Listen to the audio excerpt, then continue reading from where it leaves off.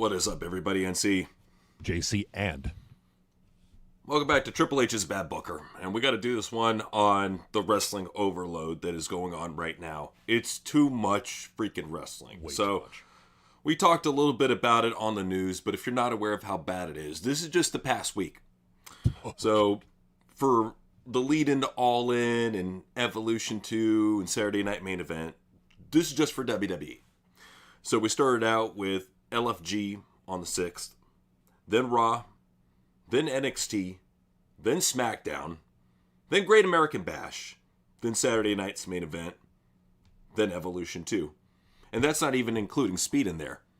So that's more than enough just in WWE by itself to just be like, I'm done. I don't want to watch anything else. Like, I don't blame people that didn't watch All In if you're a WWE fan. Not at all. Especially if you're like a diehard and you're really trying to keep up with this, but nobody can. Because when you do, what happens when you keep up with all of this shitty wrestling? You tune out. Because you just realize it's all the same, and you can totally fucking miss a Raw or an NXT, and it's not going to matter in the long run. No, it's not. And the problem with it is that in 3 weeks from now, we're also getting SummerSlam. So if you're burned out with this, there you go. Let's throw some more on there. And it's a 2-day event. So, and they do this every time, especially for AEW big events. WWE loves slamming the week so that the WWE fans, they get burnt out. You know, by the time that All In actually shows up, they're like, I'm good. I already had enough WWE. That's at least what Triple H is hoping for. But for anybody that says that Triple H thinks that AEW is a pissant company, he thinks that they're not competition, no. He wouldn't be doing this if he didn't think that they were competition. At one time, maybe he looked down upon them, but when you have Dynamite even beating NXT now, again, like it did all the time back in the day, problems need to be addressed. You know, and Triple H, he's not the guy to do it. Here we are leading into SummerSlam, and I don't think they know just yet how much they're going to burn people out with these 2-night events. You only had WrestleMania thus far. Then you're going to go to SummerSlam. That's a 2-night event. And then you're going to do another WrestleMania in Vegas again, 2-night event. Yep. What they're going to do to the fan base is dilute it and destroy it so much. By the time that TKO eventually sells off WWE, hopefully they sell it off soon, you know, because it's losing so much value that if Vince waits till 2029, he'll be able to buy this shit for pennies on the dollar.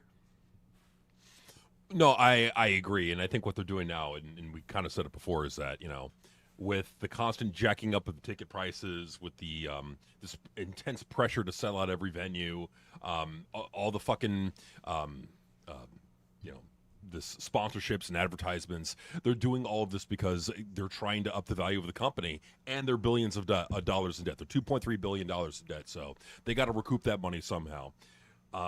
So yeah, what they're doing is they're pimping out WWE, and and I mean, yeah, you're getting a lot of content, but it's going to burn the fuck out of the core consumer. It will start to do that over time.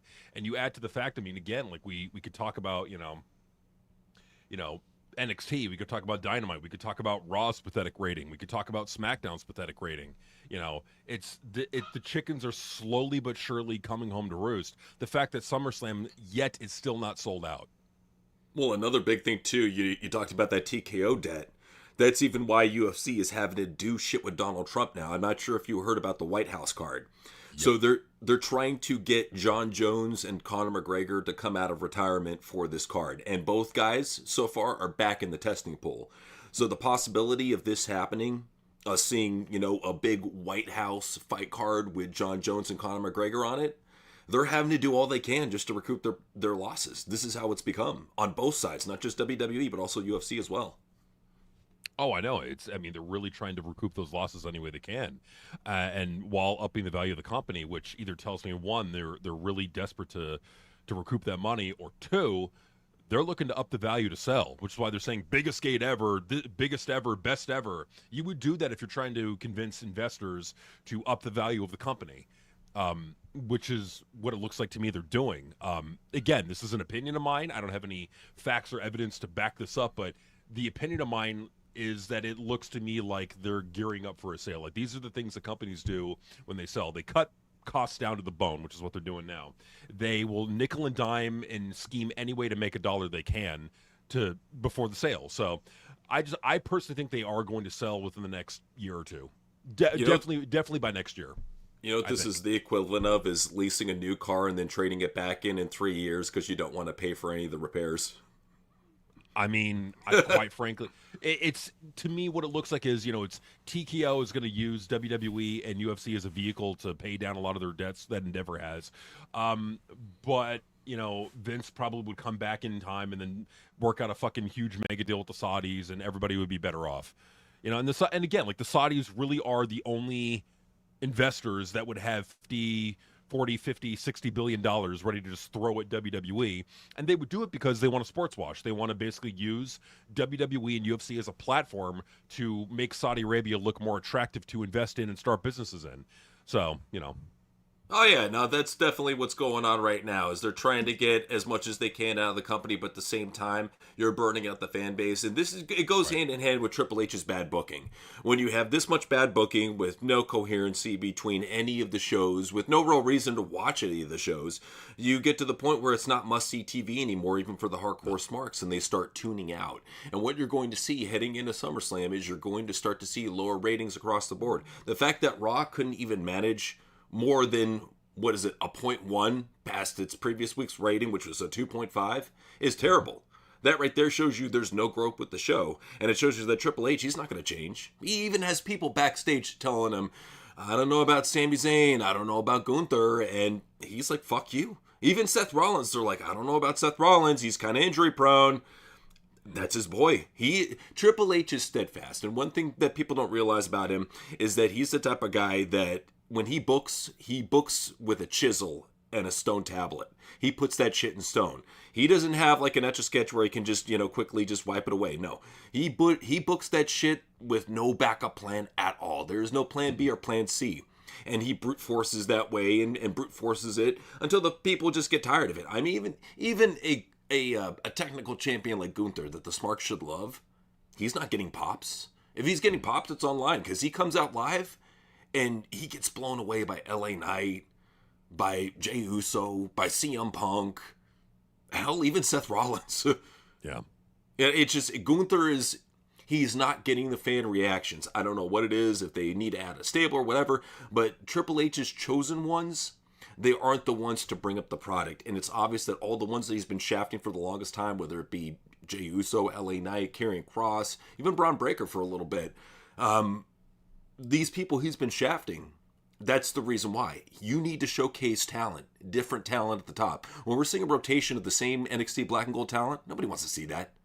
No. Why? Why would we want to see? We've already seen it before. Why would we want to see Sami Zayn at the top again? Seth Rollins at the top again? Kofi Kingston at the top again? It's like we already had enough of these shitty champions. We don't need to see them at the top. What we need is need to see fresh blood at the top and people that are actually selling merch.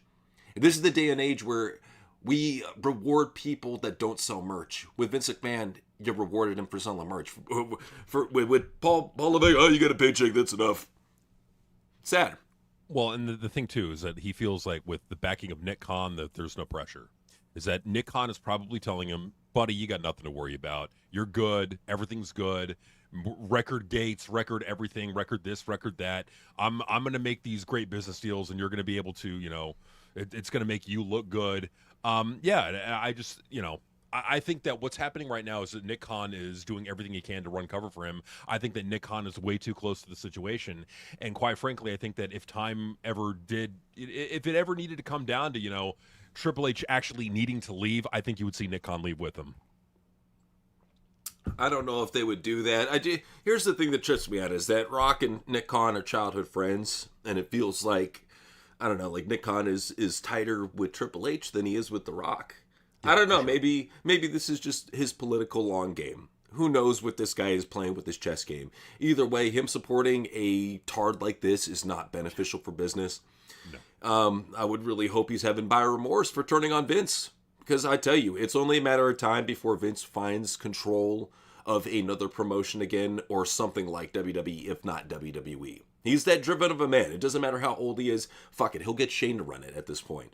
They need to be concerned, especially Triple H. Your time is running short. TKO, your time is running short. What this is it's a burnout strategy on both parts. Get all your shit in as much as you can before you get unseated or before the product dies. It's almost like a race to the bottom. Well, I mean, I would just say that, I mean, what they're doing right now, and you've said it, time and time and time again, but it's true, and it's only getting truer, is that they're becoming more and more reliant upon the stars from the past because they haven't built anyone. Triple H has not built anyone to step up, and quite frankly, I don't think he can. And also, quite frankly, I think with the exception of LA Knight and Karrion Kross, who the fuck is there that can step up? Really, nobody. Look at all these talents that he's bringing back. You have the rumors about Brock Lesnar. I mean, Rock, if they're really brave for SummerSlam. They're really going all out as far as like their star power goes. Even Jelly Roll, they're bringing in Jelly Roll for some feud. So when they're going to this extent, they're obviously desperate. But the thing about it is you can tell that none of these people are actually going to amount to anything better. Because at least when Vince brought them back, he brought them back to dominate. Brought them back for a good run. Gave them a push. What Triple H does is he brings back somebody who is a draw or has drawing ability and just wastes them. Roman Reigns is going to be wasted. Brock Lesnar is going to be wasted. Every top draw, every person who has ever made Vince McMahon money is going to be wasted just to put over his shit talents. When we covered on the news that Gunther would be John Cena's last opponent, that shows you where he's at. He's going to sacrifice every legitimate draw in this business to his fucking failures. Terrible. I mean, it is, and it's a shame too. I mean, and what he's doing right now is he's putting himself in a corner to where, I mean, if you need a draw on Netflix, you're kind of gonna have to make CM Punk the world champion, and it's not where you want to be. You don't want your world champion to be a fucking fragile, broken down 47-year-old. What is his other choice? The other broken down gay dude, Seth Rollins? You don't have many options. Can't do that. Probably not going to be able to do that for another few months. So yeah, it's like what's he gonna do? And you're heading into SummerSlam also, and then you're also heading into another dead period between August and September. When after SummerSlam it kind of just fades down. Like what do you do to maintain interest? I mean that Netflix number can get really fucking low unless they do something drastic, and that's put one of their black and gold guys on the back burner for a CM Punk. But again, that's a ticking time bomb because you can't trust him to be healthy. So what do you do? And I think the answer, this is the chickens coming home to roost yet again for Noseman. He just has not fucking learned. And he's, as long as he's got Nick Khan defending him, he's got nothing to worry about. But you know what? There's only so much Nick Khan can do. Nick Khan is not God. There's only so much that he can do to maintain interest in this product because right now it feels like the momentum is dying for WWE. He doesn't care. He has a backup of NXT Black and Gold Darlings that he will run through before he ever pushes anybody that's marketable. I mean, he has plenty of... I know, he's got plenty of marketable people on the roster right now. But let's put it this way. If Seth Rollins, if he's out, then Sami Zayn is going to get a monster push. If Sami Zayn's out, then he'll go to Kevin Owens. If Kevin Owens out, then he'll go to like Shinsuke Nakamura. He will keep on going to what he knows and what he prefers. Even Gunther getting a huge push. He will go to what he prefers. He does not care about what the sponsors want, what even TKO wants. I mean, it's obvious they've been telling him, hey, use LA Knight. Instead, what he's doing is he's having LA Knight do promos during commercial breaks instead of in the ring. What the fuck are you doing? I know. It's ridiculous. And again, like overhanging all of this is, the whole TKO's debt. Like overhanging, they cannot afford to not have sellouts. They cannot afford, if CM Punk goes down, John Cena is going to be gone pretty soon. Roman Reigns is going to be back on an extremely limited basis. Who the fuck do you have that's a draw if Punk is gone? What do you got, Cody Rhodes? He's not a fucking draw. He's not going to sell out SummerSlams. They're not going to push Brock either. No, and honestly, I don't know if they're going to bring Brock. I mean, they probably will bring him back, but even then, you got to ask yourself, okay, well, is the creative going to sustain anything? Quite frankly, no. And is Brock going to be able to be at every fucking show? I don't know about that. So, again, it's like they're really, really rolling the dice. It's a huge fucking gamble by not building new stars. And unfortunately, Triple H is not the guy to build new stars, and they're going to find that out the hard way. They already should by this point. I mean, when you have Tony Khan outdrawing him on some shows to this day, that's really bad. I mean, because I still, people say that, it's Shawn Michaels is strictly NXT's baby. No, you'll see John Paul Levesque at the top of the credits, even for NXT now. So he's got a hand in pushing people like Jordan Grace, Bailey Humphries, Blake Monroe. I think he's got a hand in that shit. Anything to stick it to Tony. He is so infatuated with sticking it to Tony. He's got a hard on for that shit. It's weird. It's like, dude, competition is good for the business. Yeah, both him and Nick Khan. I mean, you've seen interviews with Nick Khan making extremely disparaging comments about Tony Khan. So yeah, I mean, and again, like if people want to say, oh, but they only lost, NXT only lost by 2,000 viewers. You got to look at the viewership drop from last week to this week: 695,000 viewers down to 586,000 viewers. That's over 100,000 viewers gone in a week. It shows you that there's no growth, and it shows you that ever since they started pushing certain talents over in NXT and making about the most boring, ugly women possible, people have been tuning out. They don't want to watch that shit. They would rather watch the hot women over on Dynamite the next night. Yeah, they'd rather watch Nick Wayne's mom's boobs on camera and the fucking Dude, when they put that on camera, that's the type of shit that started trending online was Nick Wayne's mom's boobs, because it's like that's the type of shit you're gonna get. Like if people are flicking through the channels and they see that, they're gonna be like, I don't care what this little dork is saying, but damn, look at the cans above him. Well, and they knew what they were doing. I mean, they're not dumb. They knew what they were doing, and that's the thing is that Tony. I mean, for all the negatives we could say about Tony Khan, the one thing you can't say about him is that he's not going to give, not going to let his women show their sexuality. He's at least letting them do that. He's at least letting them have a little bit of fun. And again, does AEW have a lot of problems? Absolutely. Do they have a shit ton of things to work on? 100%. But at the very least, they're trying. There's a little bit of effort there. With Triple H, there's no effort. And even if Triple H was to give you effort, it may be like a whoa, look at that one moment at WrestleMania or that one moment at SummerSlam, and then downhill after that. Like he can't sustain any momentum. He can't really get you hyped in the long term unless you're a fucking brain dead match mark that loves NXT Black and Gold and seeing just a bunch of meaningless matches with no stories. But yeah, so this is ultimately where we are now. Is we're in a situation where Triple H is going to have his position until he does not, and that will, and I think the lack of star power is going to bite them in the ass. The fact that they have not built stars will come back to haunt them.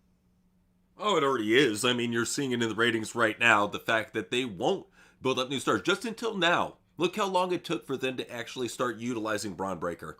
For them to actually start pushing him as a main eventer. I mean, sure, they jobbed him to CM Punk, but even to get to the point where they utilize him like this, it's been a while. This is somebody who we've been saying could have saved the company. I mean, in fact, Zero was on our show saying that this guy was, basically handpicked by Netflix. Push this guy. He's our top guy that we want to invest in. Push this guy. And it's even gotten to the point that look at what they've had to do with LA Knight. They've had to take him from SmackDown and bring him over to Raw. That's never a good sign when you're having to do this cross-promotion shit when there's already a brand split and you haven't even done the brand split yet. And even then, he's bringing over Naomi too. He's bringing over all these SmackDown talents and leaving SmackDown this dried-up husk because he knows it doesn't matter in the long run. He knows what matters right now is the Netflix deal and really trying to make himself look good off of that. So he's throwing all the shit against the wall, hoping something sticks. And unfortunately, especially with Raw, when you're booking an entire show for the most part that's nothing but woman matches and then you have a dude main event at the end, I'm sorry, unless it's hot chicks all the way through, you're not going to retain viewership. That's just not how it works. No, it's not how it works at all. And so what honestly it looks like to me is that this is Triple H struggling to find a way to help sell out both SummerSlam, and the other question that we ought to ask too is, are they getting pressure from Netflix already? Because Netflix, they cancel shows at the fucking drop of a hat. They don't give a fuck. No, as they shouldn't. Because when they make that type of money and they're greenlighting all the shit they can, they have the right to can it after a season. Yeah. If it doesn't work out. I mean, same thing with Disney. When you're making that type of fuck you money, you can do that with shows. I mean, granted, because with, WWE, they have that whole live deal going on. It means a lot to them. They really wanted to have WWE as a big part of their live sports content and show that, hey, we're like all these other streaming services. We can offer you guys live sports. Unfortunately, you're going to have ridiculous ad breaks every 10 minutes for 3 minutes a pop, regardless if you pay premium here in the States. But, that's how they do. So they got to make their money any which way they can. And I think that they really fucked up. I think Triple H knows he fucked up too. That's why he's bringing over all these talents from SmackDown. You're starting to see more cross-promotion. Even Roman Reigns coming over and showing up on Raw when he really didn't have to. They could have saved that for SmackDown, done something big with it, but they didn't, It shows you that he's jumping the gun. He's trying to do all he can to drum up interest for SummerSlam. Because he knows right now, nobody really gives a shit about Gunther versus CM Punk. You know, nobody really cares. Nobody, and honestly, nobody fucking cares about Cody Rhodes and John Cena Part 2.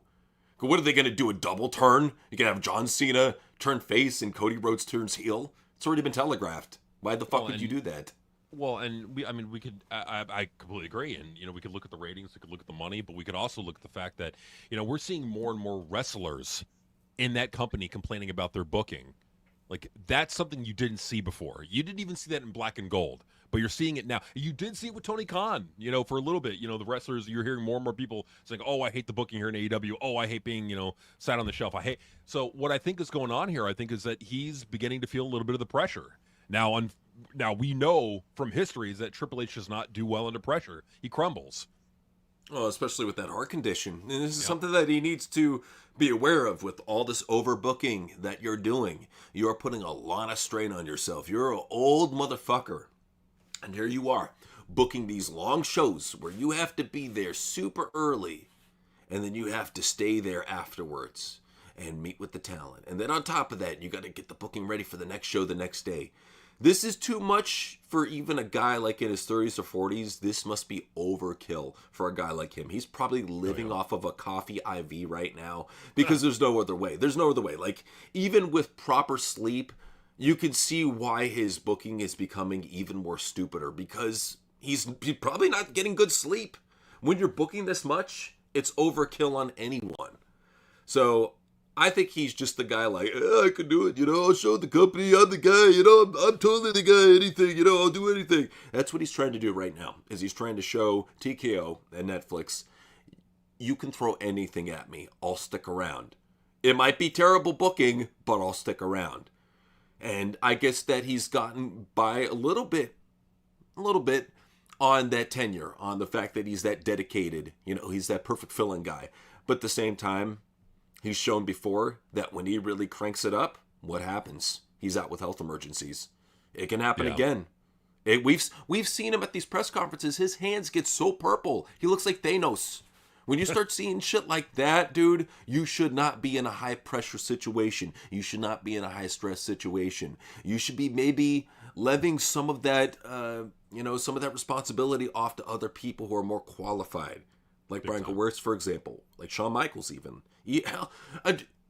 Even Road Dogg, fuck it. Just anybody at this point so you can take a break. But his ego can't take that. That's the biggest thing about Triple H that we've been pointing out all this time, is when you have a man that is this egotistical and this driven to succeed even though he fails, that stubborn, it's going to take something like a health emergency to take him out. He's not going to step down on his own accord. He will never give up the power. You can't beat it out of him at this point. He will hold on to that power to the day he dies, because he knows even with a rocky relationship, he's still got that power. He married into that, and with all he's been through, he won't let that go. So yeah, he's going to keep on pushing his favorites, even though they don't dry, even though there's pressure from inside the company, from staff, to not push people like Gunther, to not push his NXT darlings.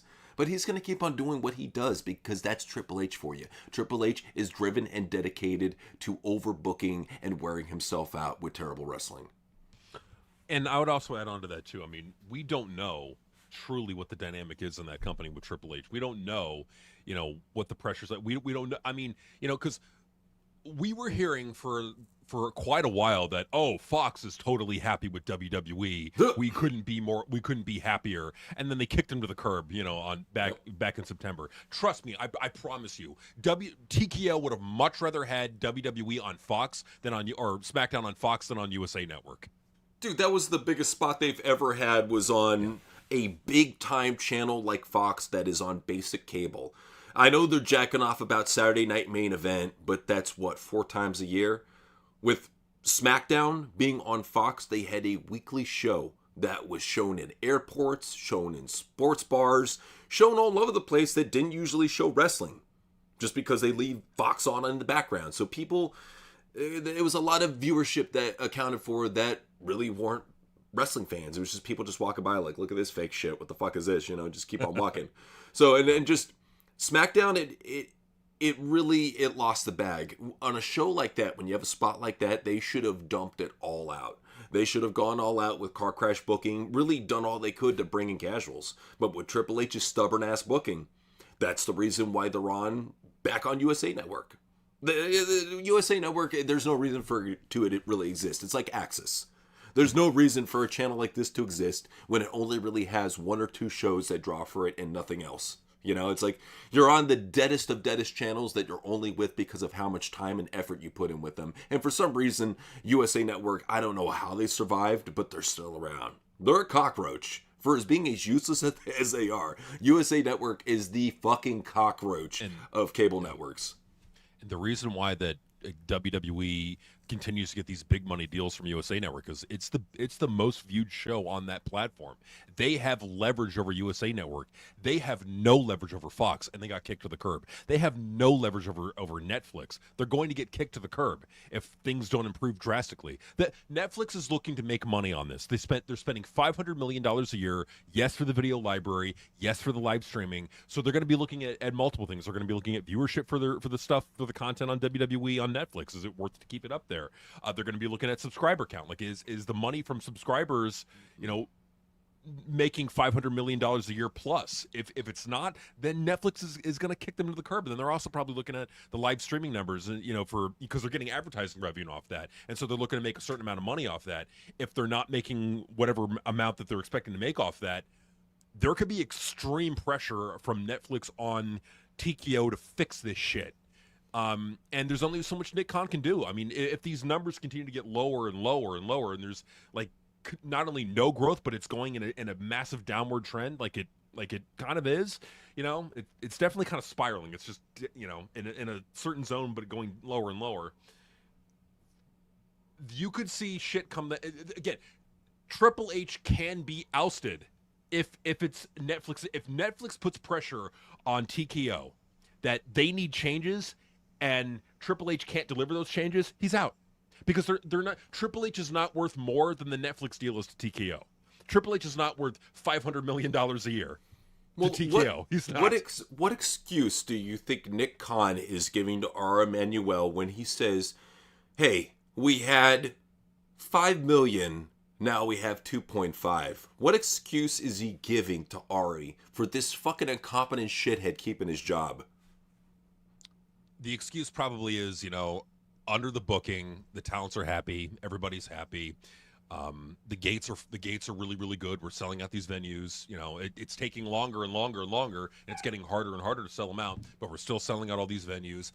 It would create tremendous instability if we were to just all of a sudden oust Triple H. You'd have a tremendous fan backlash. The roster would throw a fucking hissy fit, and they would not be happy. It could hurt ticket sales. It could hurt merch sales. It could hurt interest in the product online. And so I think he kind of uses that to sell to them, everything is fine, and if we take him out, these are the negatives that can happen.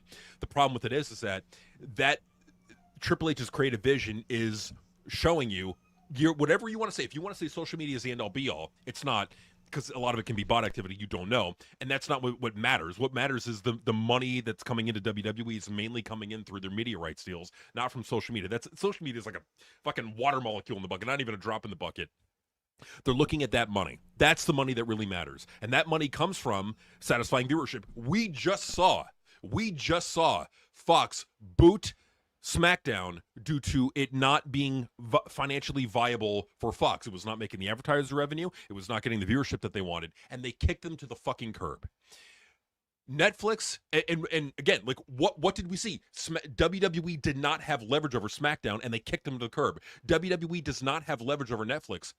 If things don't change, they will kick them to the curb. If they are not making $500 million a year, if it's not financially worth it to Netflix, they will be gone. And TKO, they are cutthroat. They will make decisions that they have to, even the hard ones. And it will get to a point where if they're not selling out venues, and that's why we say all the time, if they're not selling out venues anymore, if the ratings are going down and down and they're getting more pressure from Netflix, Triple H is gone, and Nick Khan may leave too. He may be gone also. Well, I think one thing that I wish TKO would look into is the fact that this guy is claiming sellouts when he's roping off 20,000 seat arenas at 7K. Yep. He's been doing a lot of really shifty, underhanded lately to make himself look good. And this is the thing that's not going to make him look good in the long run, is it's going to catch up to him. When you have this much oversaturation, you keep on playing the same cities over and over and over again, you're going to get diminishing returns. We've already seen this in the international market. So, what happened is they kept on piling on the shows and they kept on losing money. You keep on doing this in the States, you're going to have the same thing, man. What's up? I got a question. Yeah. So we know, like, Triple H's MO right now, it's like, if there's interest is down in the product, bring somebody back. Other than Brock Lesnar, who the fuck can he bring back? He'll try to bring back Brock. He'll try to bring back Undertaker if he can.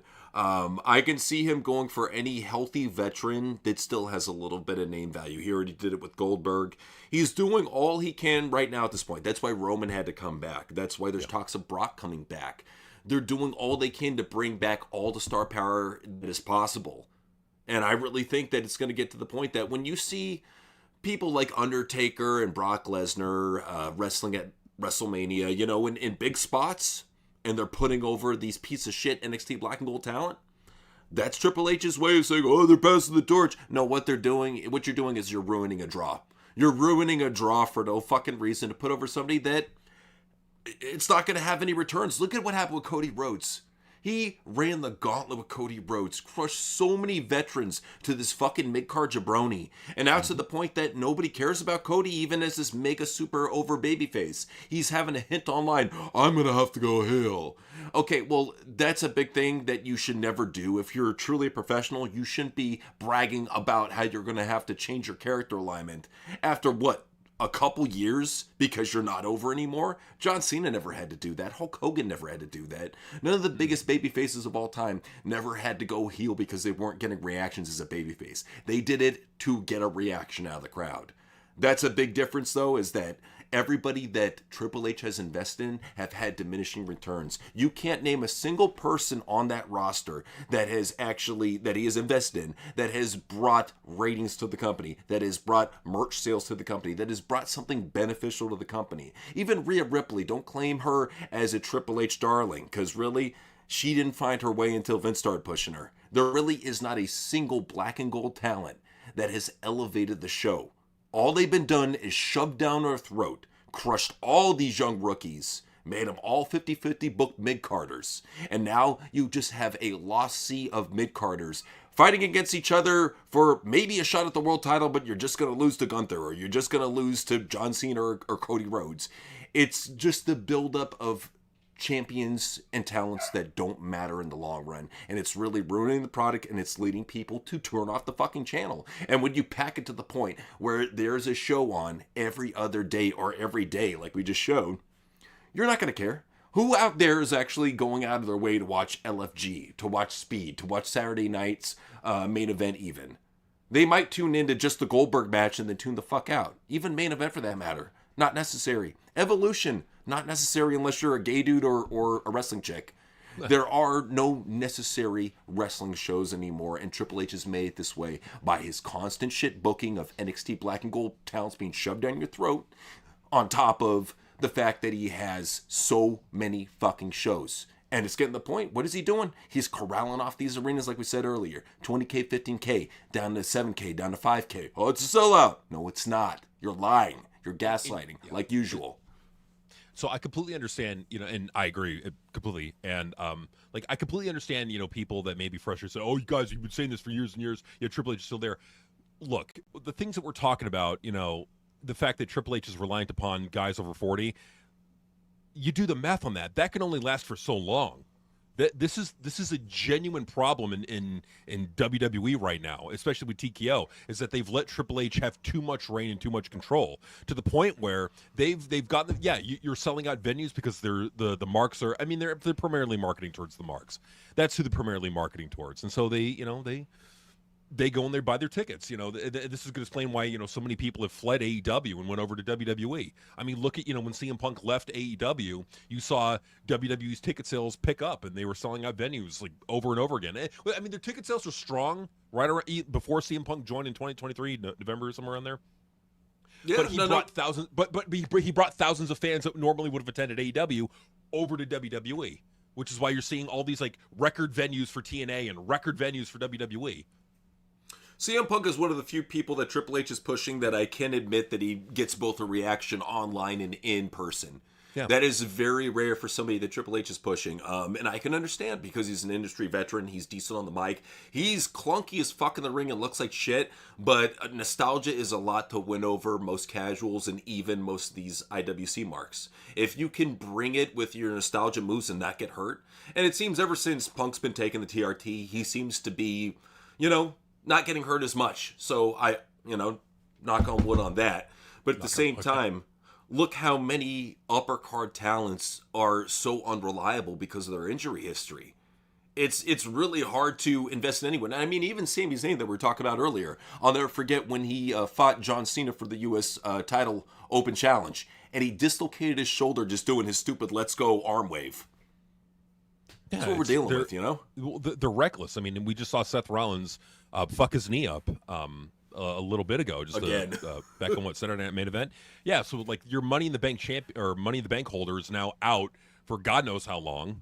I mean, hopefully for him, he can come back quick. I wouldn't wish a fucking ACL, MCL, or a sustained injury on anybody, even if they are what they are. But still, it just goes to show that you have a roster of poorly trained marks that should not be where they are. Seth Rollins shouldn't be anywhere. And again, like even on top of all that, Seth isn't a draw. No, never has been. And he's the type of guy, never forget what he said last year. We don't need The Rock. Or the year before. We don't need The Rock. And then this year, you don't have The Rock. And you have one of the worst selling WrestleManias of all time. You're going to jack it off and say it was amazing? They didn't claim it was a sellout until halfway through the first night, buddy. No, absolutely. And the funny thing is, I watched an interview the other day of The Rock talking about Elimination Chamber. He was like, Ari Emanuel went to The Rock and said, it's this fucking build to WrestleMania, it's missing something.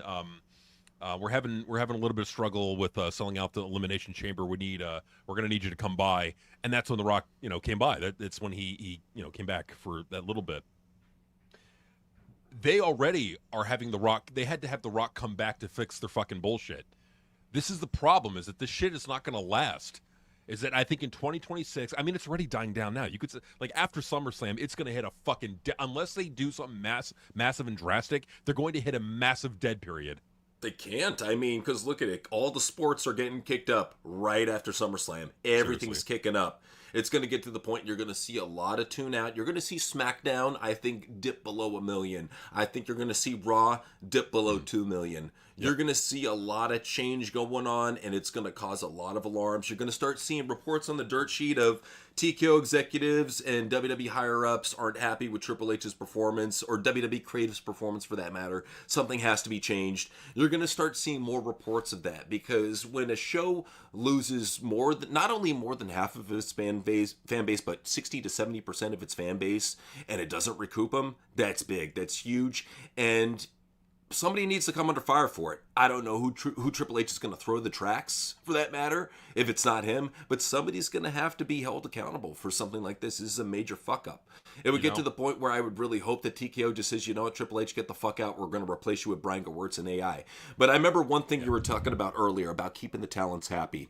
One way that I think that they could do it is slowly but surely start weeding out all these NXT Black and Gold talents to old school ones until you get to the point that it's only 2.0 talents and 3.0 talents on there. Yeah. Bring up Shawn Michaels, and then if you lose Triple H, it's not a bad deal. I mean, they love HBK, so it all works out. I mean, me personally, I think that if Triple H ever does have to step down, I think they're not going to outright fire him and say Triple H fired. You may see that. I just think what they're going to do is they're just going to say, he's going to step down. He's going to take, some personal time off, an extended sabbatical, maybe due to health reasons. Who knows?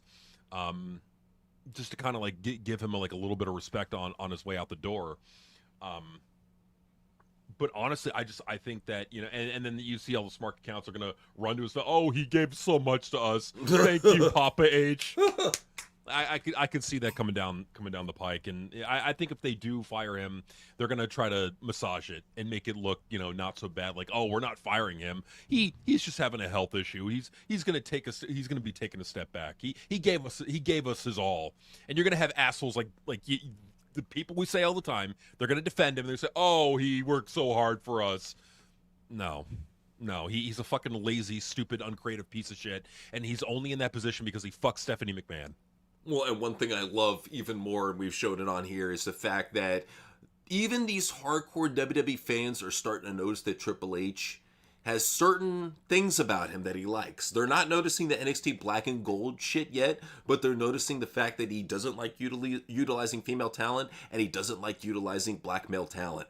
They're noticing that in spades. You can't make up for it just by putting Naomi as your world champion and put her on Raw. It takes more than that. The fact of the matter is he has not had a male world champion since Keith Lee's blink and you miss it reign over in NXT. Since then, he has never had a single world champion that he has ever made that is a black man. And people are starting to notice, especially with Carmelo Hayes. You know, all these fans, they love Carmelo Hayes and they want to see him get pushed. You're never going to see a guy like that get pushed. You're never ever going to see R-Truth get pushed. You're never going to see any of these guys get pushes. There's a reason why he let a moneymaker like Bobby Lashley go when he could have used him. This is the type of guy that Triple H is. He doesn't care if somebody can make him money. If they're not of the right look, they're out. That's how it is. Yeah. So I'm gonna go ahead and make a prediction. I wonder what you think about this. So Sure. my prediction is that after WrestleMania next year, Triple H is going to take a sabbatical, and that I will can be see his way out. I could see it, or like, yeah, an extended vacation. And then there's going to be like rumors. Oh yeah, he's actually helping out on Zoom calls with HBK. It's all good. Don't worry about it. The funny thing is, what's up? Vince did the same thing Mm-hmm. when he was getting kicked out. Yep.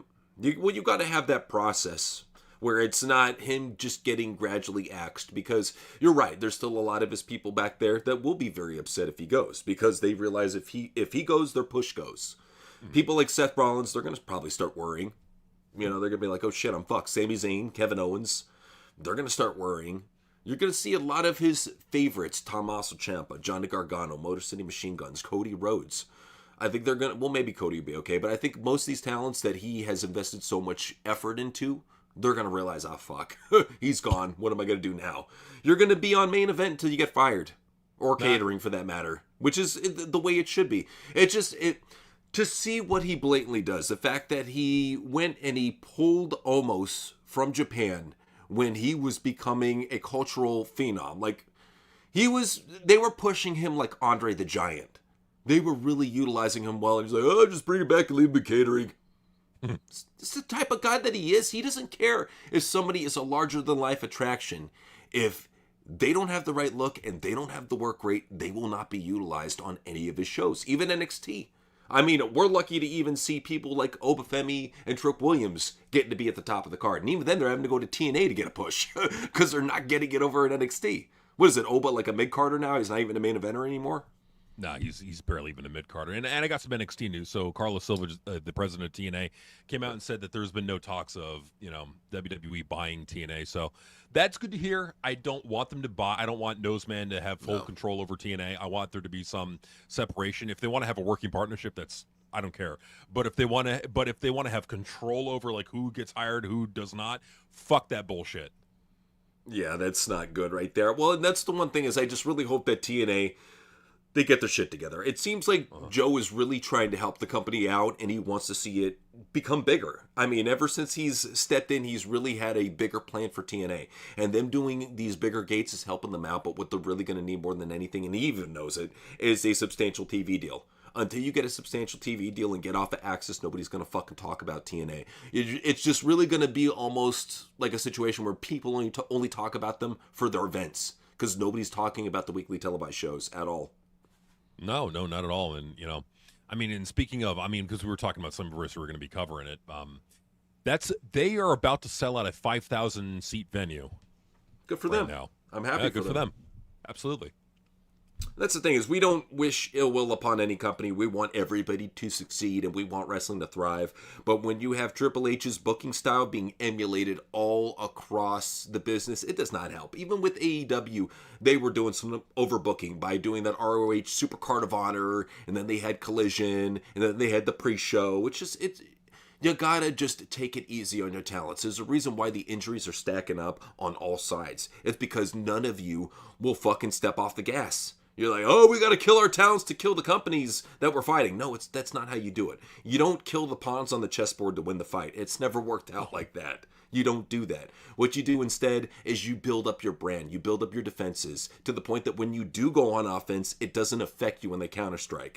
But that's the problem about Triple H. He's all just brute oversaturated offense at this point where it's like when you punch yourself out, that's what he's doing. He's punching himself out in this fight. So...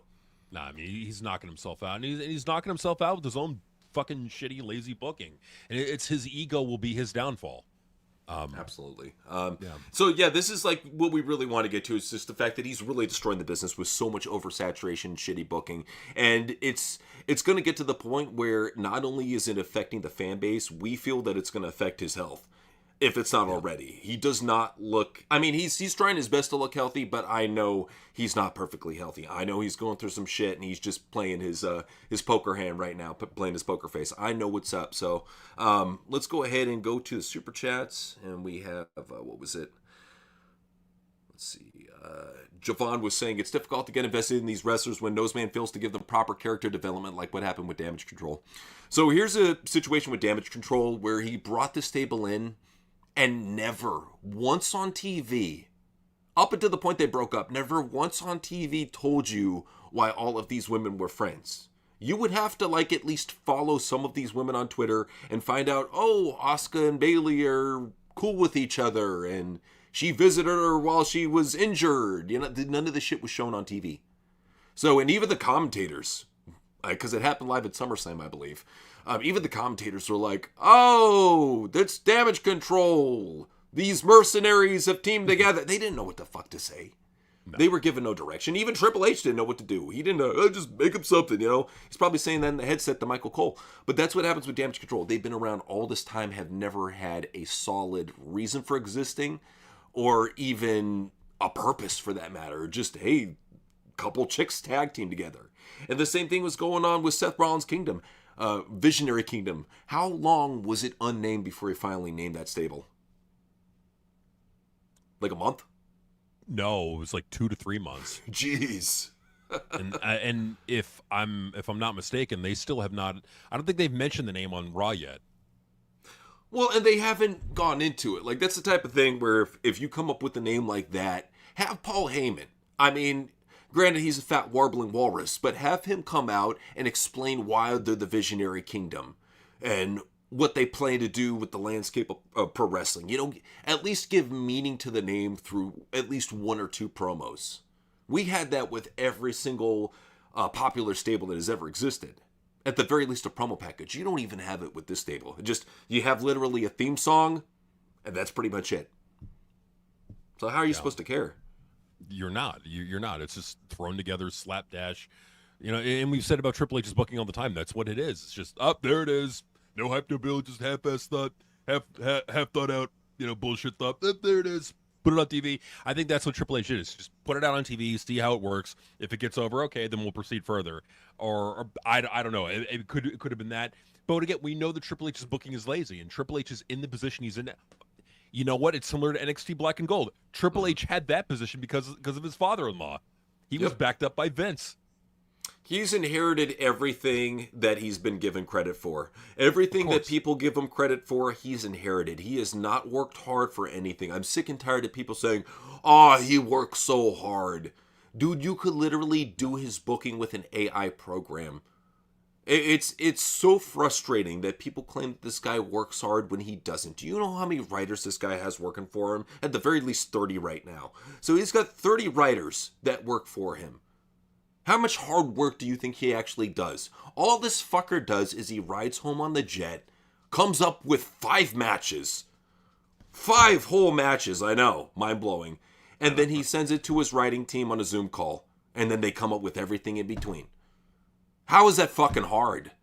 It's not. I mean, anybody could do it. A fucking kindergartner could do it. A fucking, geriatric grandma could do it. Anybody could do it. Seriously, his booking reflects the amount of effort that he's putting in, and he feels like he doesn't have to put any effort in because he feels like there's no pressure. Well, that does not last, and we've seen what Triple H, and we've said it before, but we've seen what he does under pressure. We know it does not end well for Triple H.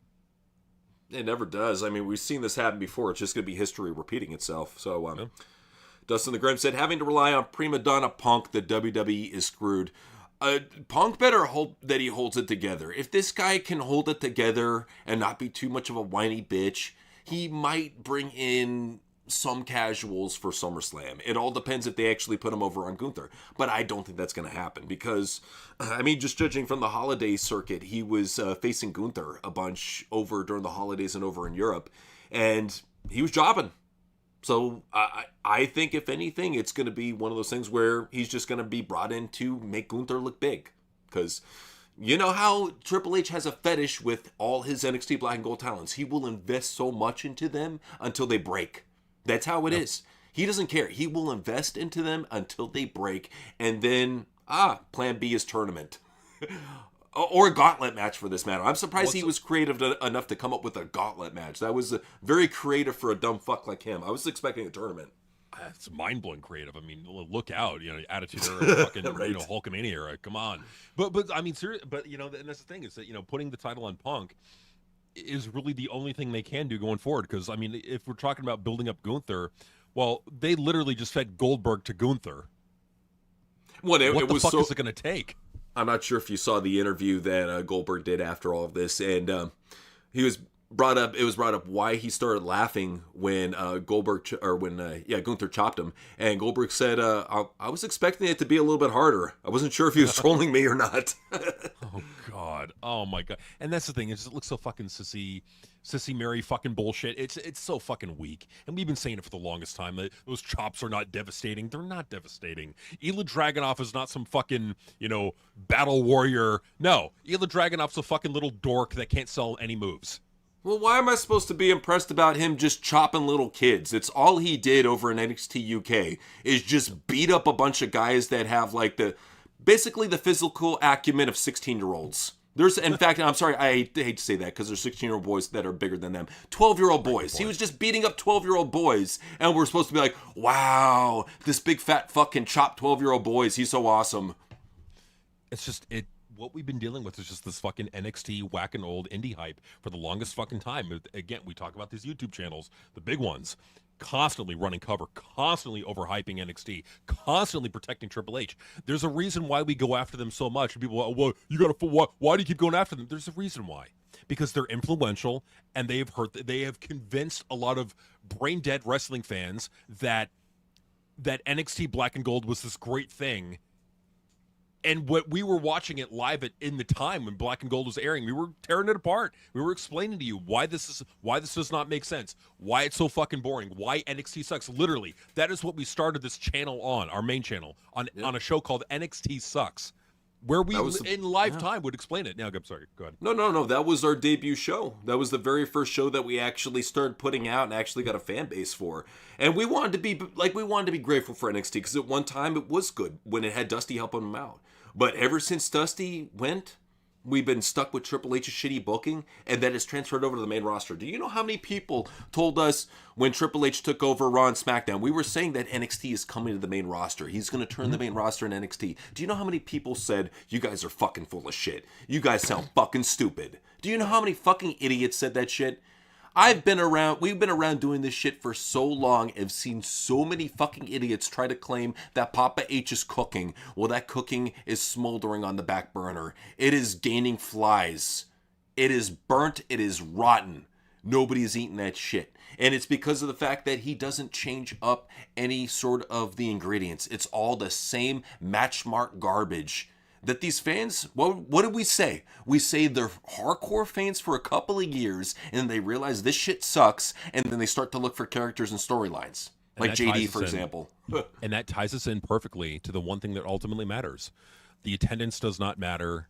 The sponsorships, they matter a little bit, but ultimately in the end, they don't really matter. Social media really does not matter. They're a fucking water molecule in the bucket. What ultimately matters here is their media rights deals. That is the big kahuna. That is everything to TKO. If for whatever reason TKO or Netflix is able to find some loophole out of this, and they say, you know what, WWE, we're not going to pay you anymore. You're off Netflix.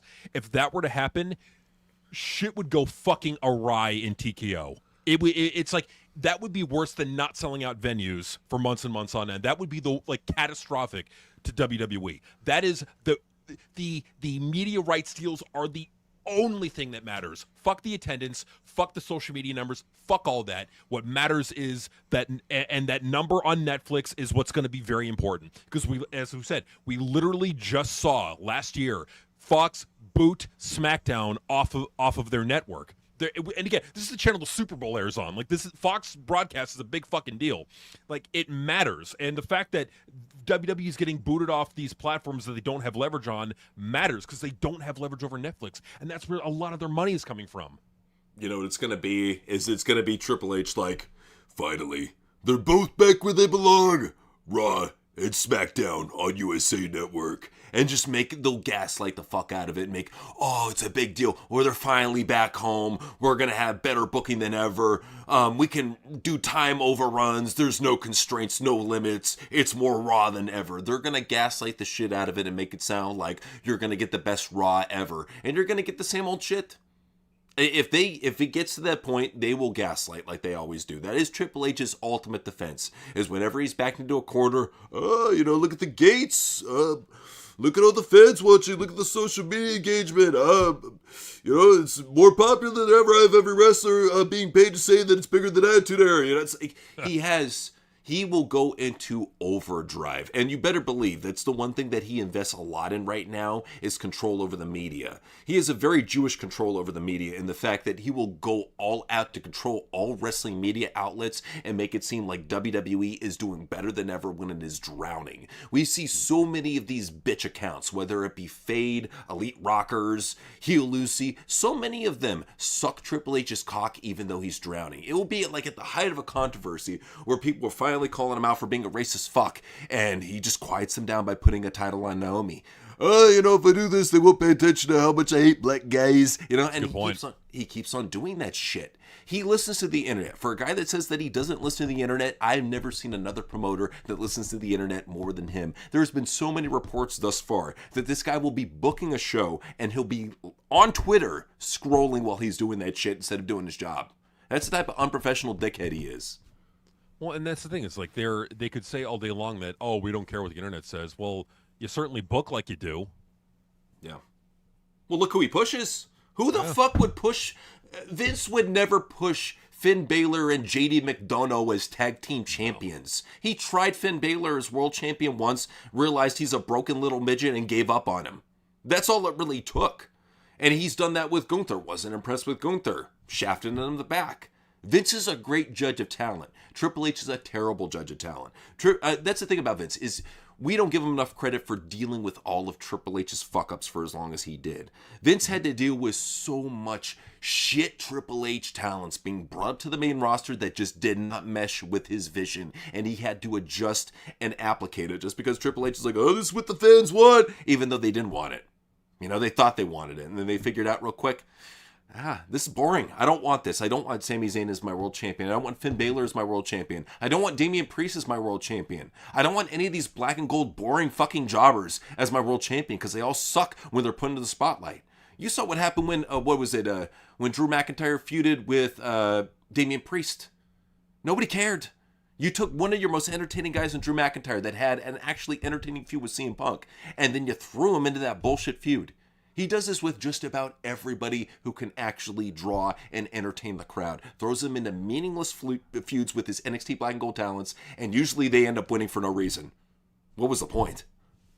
I agree. I mean, he books himself in these positions, and it's a shame that it's taking this much to get rid of his fucking lazy ass. And it's also another shame that you got so many wrestling fans defending him because they just don't know any better. They hear an opinion from a popular wrestling YouTuber a popular YouTuber in the YWC, and they just run with that opinion. They don't critically analyze it. They don't think it. They don't break it down and say, well, okay, wait a minute. So if Triple H is so great, why is Raw getting record low viewership on Netflix? Why is it going down and down and down? Why is the viewership so low? They don't think to ask themselves that. They just think, well, he did great in Black and Gold, or they think, well, there's so many wrestling fans talking about how great he is as a booker. In order to fit in, I too have to say he's a great booker. So I feel like it's a lot of people just not being genuine with how they feel about it. And the one thing that I feel good about is that, as someone in the YWC, with my brother, we can be genuine with our opinions. We're not fucking gaslighting anybody. We're not, telling you anything that we don't genuinely believe. If we're gonna mark out for somebody, we'll mark out for them. I don't give a shit if people hate it, love it, want to say whatever they want about it. I don't care. I like what I like. My brother likes what he likes, and we're gonna be genuine with you guys. We're not gonna be grifting. Right, exactly. This is the whole reason why we reviewed All In, the competitor. So many people in the anti-smart community say AEW is soulless garbage. We gave it a shot. We watched that long-ass show, and it had more life than anything that Triple H has produced this whole year, or in quite some time for that matter. It had a lot of life to it. It had a spark to it. And that's something that we can't say about WWE program. And another thing, too, about AEW, at least it feels like, I know it's kind of gay at times, but at least it feels like they're booking towards adults. Like with Triple H, it's just matchmark kiddie garbage. It feels like he's trying to get kids to watch again, but then he's also trying to get those hardcore dorks who think that the pro wrestling in the ring is all that matters. He's trying to get them to watch as well. But the fact of the matter is that kids don't care about WWE because there's not larger than life characters. There's not those big colorful characters like you used to have. You took one of them in John Cena, and you ruined him to turn him heel for no reason. You took another one who was kind of popular and over with the kids in a little bit, Cody Rhodes, and you did nothing with him. You dragged him into the fucking dirt. A lot of that is Cody Rhodes. You can only do so much with such a subpar talent. But when you set up somebody with a rocket on their back, you better make sure that they can soar into the clouds. And that wasn't Cody. He just never was that guy. And it's sad that we said for the longest time that you cannot invest in people like this. When you have people online trolling Cody before he even gets to WWE saying, you're my favorite mid-carder. And then, for whatever reason, Triple H is like, oh, I'm going to push him as a main eventer. And then makes him this dominant force that wins like back-to-back Royal Rumbles, back-to-back Manias, just super dominating. Doesn't look weak in front of anybody. Even you take a top draw like Roman Reigns, your previous dominant guy, and you make him look weak to Cody Rhodes. When you do all these things, and you go into business for yourself like this, especially what he did with Cody Rhodes pointing at Roman Reigns, that shit pissed me off.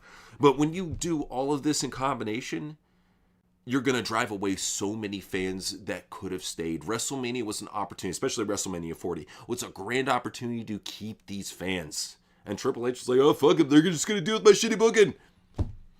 That's why people don't watch anymore. Every WrestleMania has underperformed, and every big show from this point will underperform under him, and that's just how it is. Wow. Okay. So, as little aside, you were talking about Cody Rhodes, right? Yeah. I'm looking at WWE Shop right now. Like, so Cody Rhodes, we've been told that he's this massive ultra mega star, and if we turn him heel, they're gonna lose merchandise revenue. Okay, I'm not joking.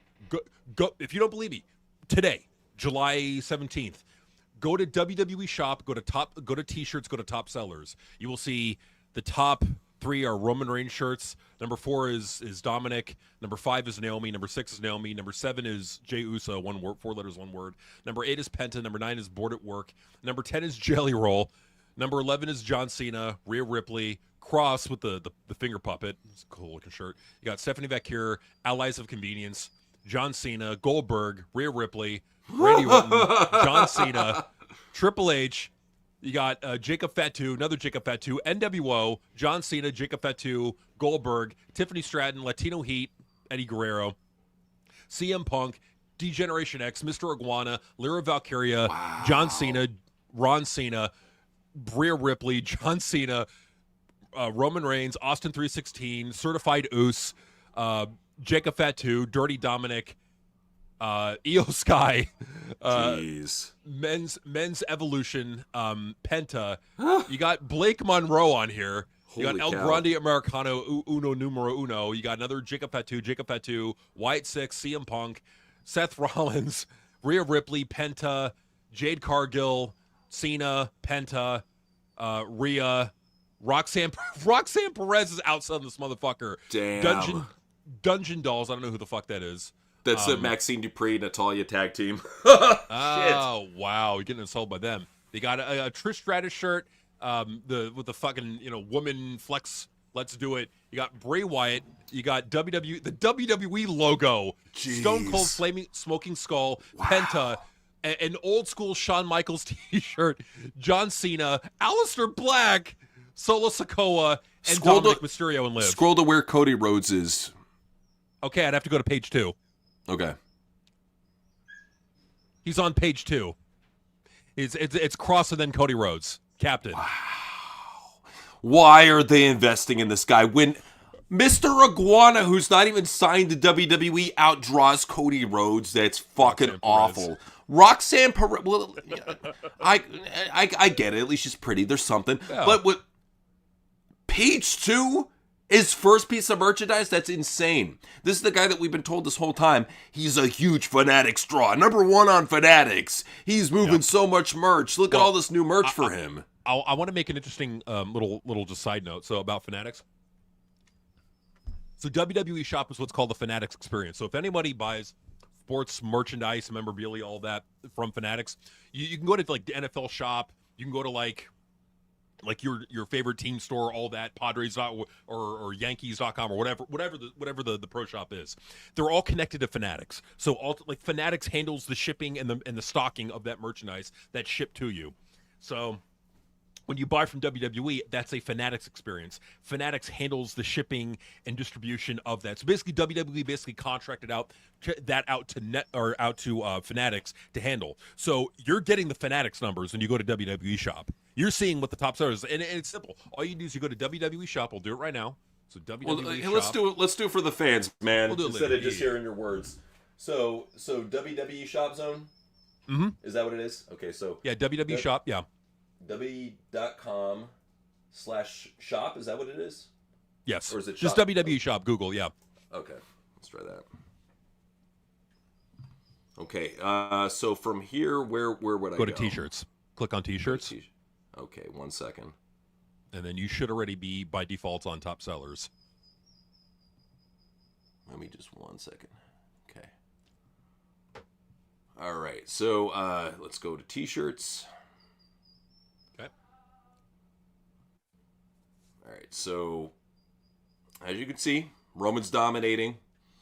Then we got Dominic, Naomi, Penta. There's Cody.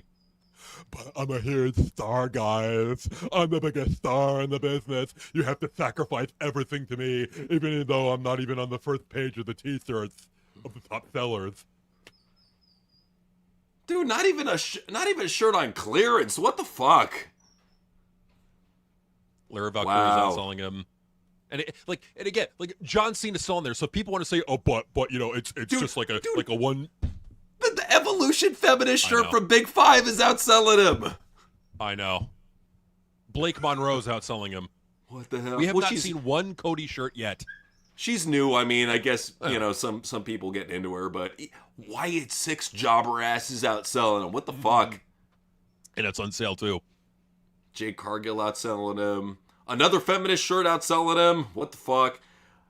Alistair Buttcrack outselling him. Let's go to page 2. Let's see who we got here.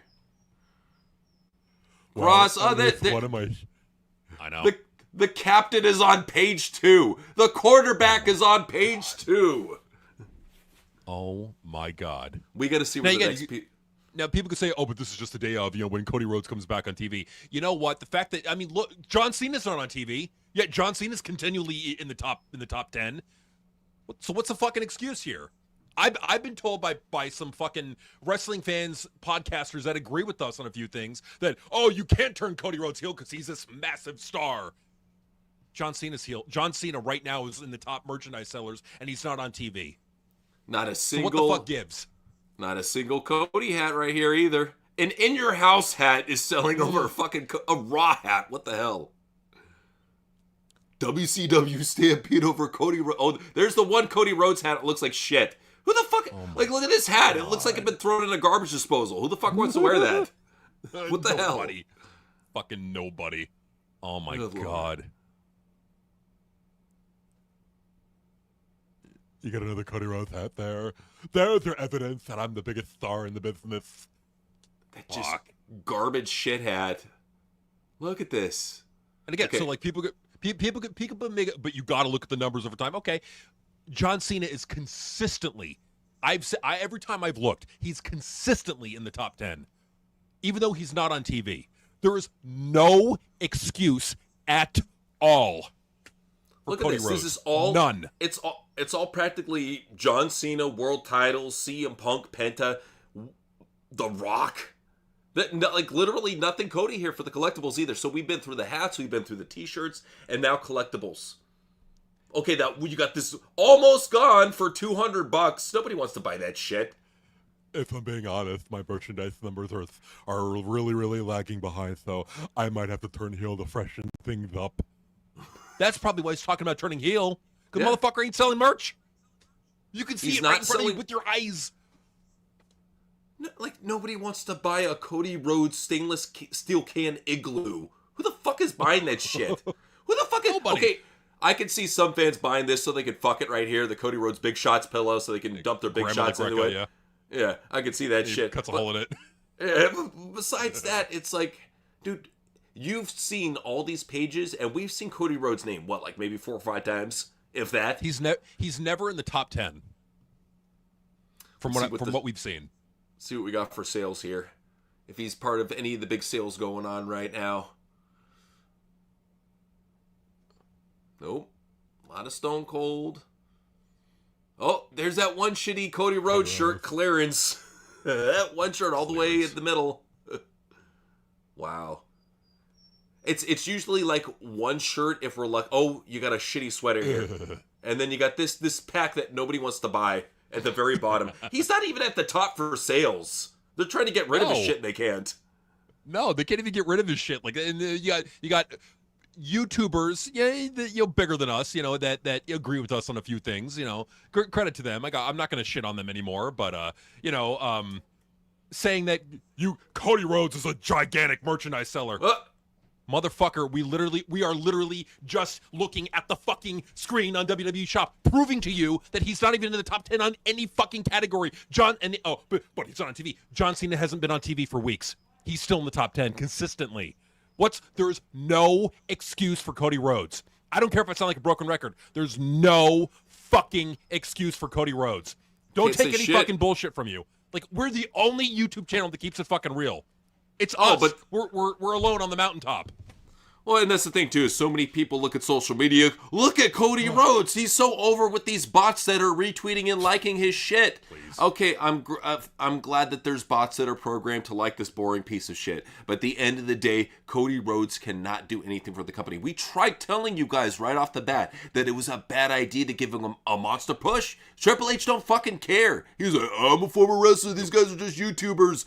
Even though I go out of my way to spite book him, fuck him. And he booked so many boring fucks down our throat, crushed so many draws, sacrificed them, and they will never get their heat back. That's the thing. People like Cena, Brock Lesnar, Roman Reigns, you can't get those 3 draws their heat back. Even Undertaker, you can't do anything with what's left. You can't get your draws back. You can't get that heat back. So you're stuck in a situation where you're just going to feed them away. Even Randy Orton's going to get fed away until they just retire.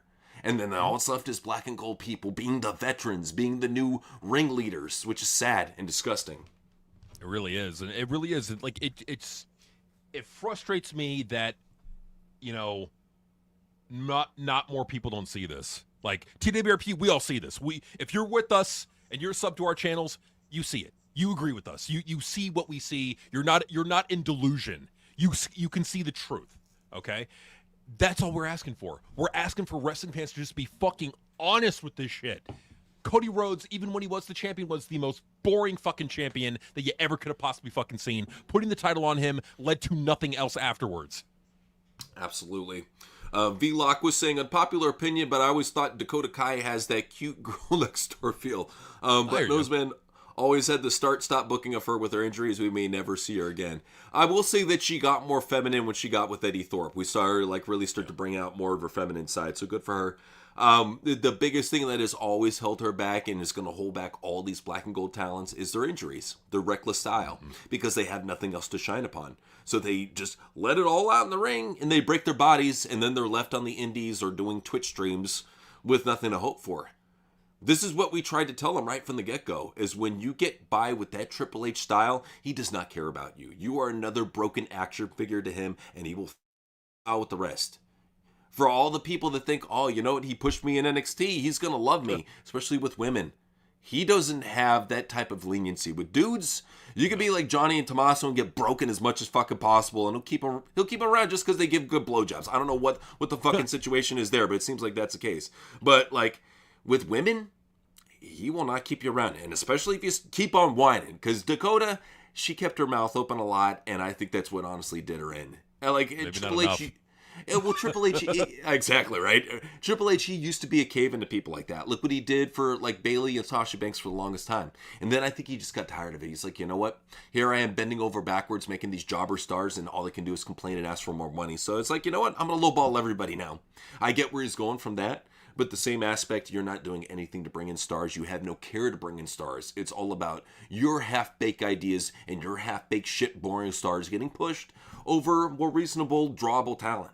It frustrated me so much. So, like, I watched a little bit of the European stream for Raw. And right as they cut to a commercial break, they go over to LA Nightwork in the crowd. He has the crowd on fire. Oh. And as soon as they cut away, he timed that shit perfectly, too. He timed it like a perfect 3-minute promo. They cut away, they go right back to the ring.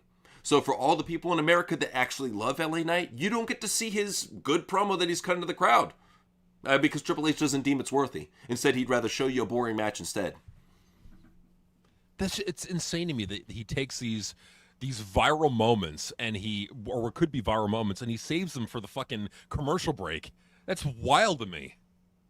That's the thing too, is like with matches, you can cut in the middle of a match or an intro. Yeah. It's not a fucking big deal. If anything, see if you can do commercial in the break or some shit. But like when you start interrupting and leaving out promos, like we've seen, like on the past Raw, there was a good Cross promo and a good LA Knight. And it's like for most people, they didn't get to see it. You know, I feel bad. You know, this is how it is with a lot of these shows, is that he sticks this shit over for you to check on social media. Who cares? Like, you can bot up these numbers as much as possible. What people care about is a TV show. You should be taking moments from the TV show and showcasing that on social media. Instead, he does it ass backwards for whatever reason. And these are things too that, you know, if I know that, if I can anticipate that you're going to get some fucking banger promo in the crowd or whatever, you know, you're more than likely to fucking tune in the next week if there's something there that appeals to you on the show. But if it's just not there, yeah, the numbers are going to fucking go down. It's stupid because it's really jeopardizing. It's okay to do this if you're on USA Network and you have a shit ton of leverage over USA Network. You can't do this when you're either on Fox or on Netflix. That shit doesn't work. They honestly, it's like, you know, like when the fucking, you know, a guy who thinks he's invincible gets punched